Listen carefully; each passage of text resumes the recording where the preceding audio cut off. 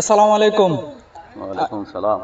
আমি এখন আমাদের জামাতের একজন কর্মী, যিনি আমাদের রামচন্দ্রপুর গ্রামের 2 নং ওয়ার্ডের সভাপতি এবং উনি জামাতের একজন রুকন।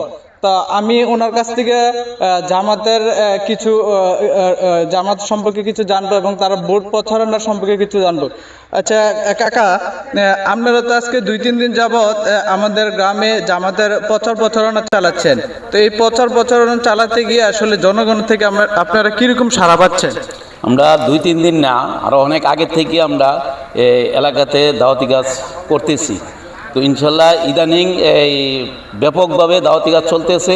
আমরা যেখানে যাই মহিলারা সবাই বলে ইনশাল্লাহ এইবার আমরা পরিবর্তন দেখতে চাই, দাঁড়িপাল্লায় ভোট দেব। যুবকরা বলতেছে আমাদের প্রথম ভোট এইবার দাঁড়িপাল্লায় আমরা দিব।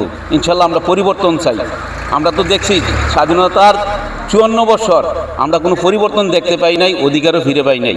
এইবার আমরা একবার দেখি দাঁড়িপাল্লায় ভোট দিয়া ইনশাল্লাহ সবাই সাড়া দিতেছে এবং জাগরণ সব জায়গায় যেখানে যায় এখানে একটু জাগরণ যে দাঁড়িপাল্লা ইনশাল্লাহ ভোট দিবে এবং জয়যুক্ত হবে ইনশাল্লাহ। আমরা আমাদের বুরুচুম বাক্ষণপাড়ায় 5 আসনের বিএনপির প্রার্থী আছে হাজী জসিমউদ্দিন জসিম ভাই এবং আপনাদের জামাতের দাঁড়িপাল্লার প্রার্থী আছে মুবারক ভাই। এই 2 জন প্রার্থী থেকে আপনি কাকে এগিয়ে রাখবেন? আমি এই ব্যাপারে আসলে যোগ্যতার দিক দিয়ে এবং এই অভিজ্ঞতার দিক দিয়ে হাজী জসিম ভাই এবং ডক্টর মুবারক ভাই অনেক তফাৎ, রাতে দিনে তফাৎ। সাধারণ ভোটাররাও বলে এবং আমরা যারা কিছু লেখাপড়া করছি তারাও আমরা জানি যে এখানে গানের দিক দিয়ে এবং যোগ্যতার দিক দিয়ে অনেক তফাৎ।